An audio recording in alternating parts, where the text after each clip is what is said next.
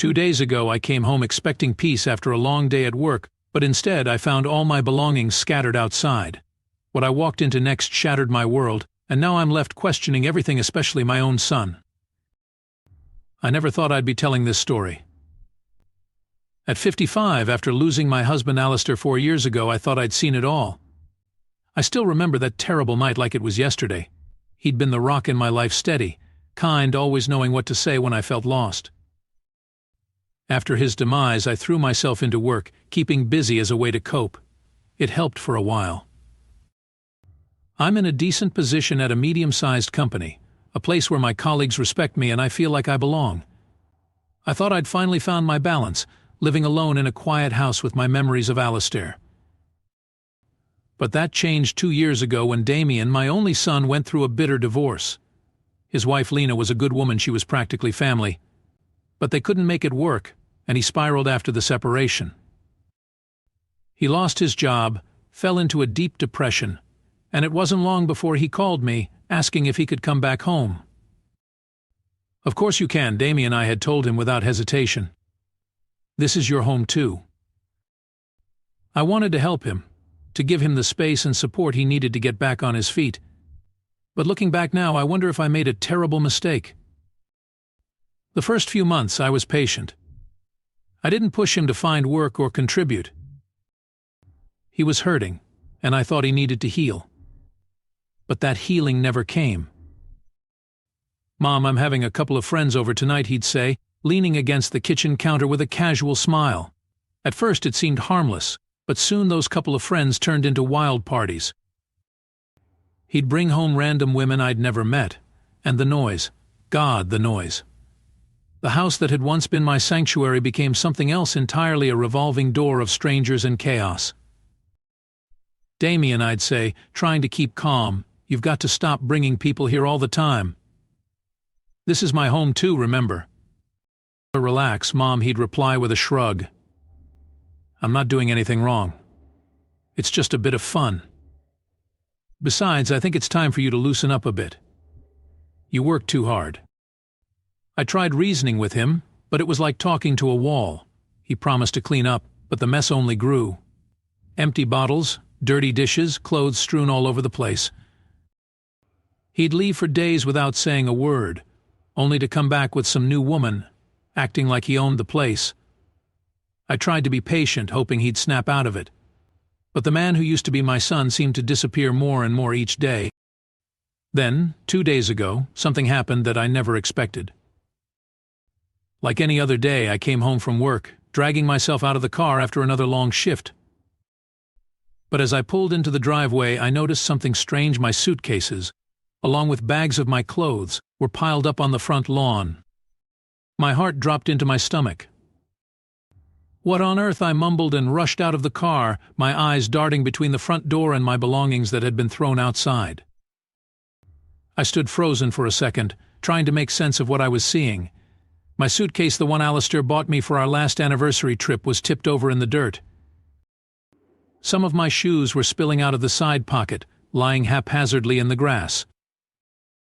This wasn't just a mistake. It couldn't be. I fumbled with my keys, my hands shaking. I had no idea what to expect, but whatever it was, I knew my life was about to change. I stepped into the house, barely able to breathe. My heart was still racing from the shock of finding my things outside. I froze as I heard music, happy, upbeat music, the kind that made you feel like you had no cares in the world. But I had plenty of cares. My legs felt weak as I followed the sound into the living room, where I found Damien, my son, actually dancing across the floor with someone I didn't immediately recognize. It wasn't until she turned toward me, her laugh cutting through the air like a slap to the face, that I realized who she was. "Trudy," I gasped. She was my coworker, barely in her 20s and fresh out of college. She'd been working under me for the past year, quiet, polite, never someone I expected to see in my home, let alone in Damien's arms. They both stopped dancing when they saw me, but neither of them looked guilty. In fact, Trudy just smiled at me. It was the kind of smile that made my skin crawl. "Oh, hey, Mom," Damien said casually, as if this was the most normal thing in the world. You probably don't know yet, but you don't live here anymore. I stared at him, trying to comprehend what he was saying. What are you talking about, Damien? Why are all my things outside? What is going on? Didn't my lawyer call you? He asked, sounding almost bored as he wrapped an arm around Trudy's waist. Yeah, it turns out the house is mine now. I had a lawyer look into it, and apparently Dad left it to me in the will. I blinked. The room's spinning. What? That's impossible. Your father wouldn't do that. He wouldn't just leave me with nothing. Well, apparently he did, Damien said with a shrug, as if it was no big deal. So, Trudy and I are going to get married, and we need the space. Sorry, but you're going to have to find somewhere else to live. I could barely process his words. Married? Trudy? My house? None of it made sense. My son, the boy I'd raised, the man I'd taken in after his life fell apart, was throwing me out of my own home. And for what? Some young woman who had barely started living? Trudy gave me that sickly sweet smile again. It's not personal, she said, her voice dripping with false sincerity. We just need to start our life together, and we can't do that with you in the way. In the way, I repeated, my voice cracking. This is my home. I raised you here, Damien. Your father and I built this life together, and you're telling me I'm in the way. Damien shifted uncomfortably, but it was Trudy who spoke up again. Look, we understand this is hard for you, but you need to move on. You're not getting any younger, you know. Maybe it's time for you to downsize. I felt like I had been punched in the gut. My own son. Siding with this woman, kicking me out, and treating me like a burden. I couldn't wrap my head around it. I can't believe this is happening, I whispered, more to myself than to them. Damien, how can you do this to me? After everything I've done for you, after everything we've been through. Damien wouldn't even look me in the eye. It's not like that, Mom. It's just... It's time. You'll figure something out. I stood there staring at them, feeling 1,000 different emotions all at once: anger, betrayal, heartbreak. How had it come to this? How had the son I loved turned into someone I didn't even recognize? I'll call my lawyer, I finally said, my voice trembling but firm. There has to be some mistake. Damien barely glanced at me, his arm still around Trudy as she giggled, unbothered. He let out a sigh, like I was the one inconveniencing him. Yeah, well, do whatever you need to do, Mom, he said, turning up the music, his tone dismissive.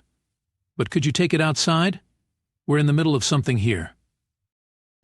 Then, as if nothing had happened, he pulled Trudy close, twirling her around the room like I wasn't even there. Their laughter echoed through the house, drowning out the sound of my heart breaking. The next day I sat across from my lawyer, Neil, a man I had known for years. His office smelled like old leather and dust, and the air felt heavy as I waited for him to give me some hope. Well, Agnes, he said, his brow furrowed as he flipped through the papers, I'm afraid it's true. Alistair did leave the house to Damien. It's all right here in the will. There's nothing I can do to change it. I stared at him in disbelief. But why? Why would he do that? We built that house together, Neil. I've lived there for over 20 years. It's my home. Neil sighed, taking off his glasses and rubbing his temples. I don't know what Alistair's reasoning was, but legally Damien has every right to the house. So that's it, I asked, my voice breaking. I'm just supposed to pack up and leave. Neil hesitated. There may be other options. You could challenge the will, but it would be a long and expensive process, and there's no guarantee you'd win. I felt the weight of the world pressing down on me. What was I supposed to do now? How could I fight this? My own son had taken everything from me, and now I had nothing. What should I do? I asked, feeling utterly lost. I don't even know where to start. Neil looked at me sympathetically, but his silence spoke volumes. And now, here I am, sharing this with all of you. I've lost my home, my son, and my sense of security. I don't know what to do next. Has anyone ever been through something like this? Does anyone have any advice? I could really use it right now.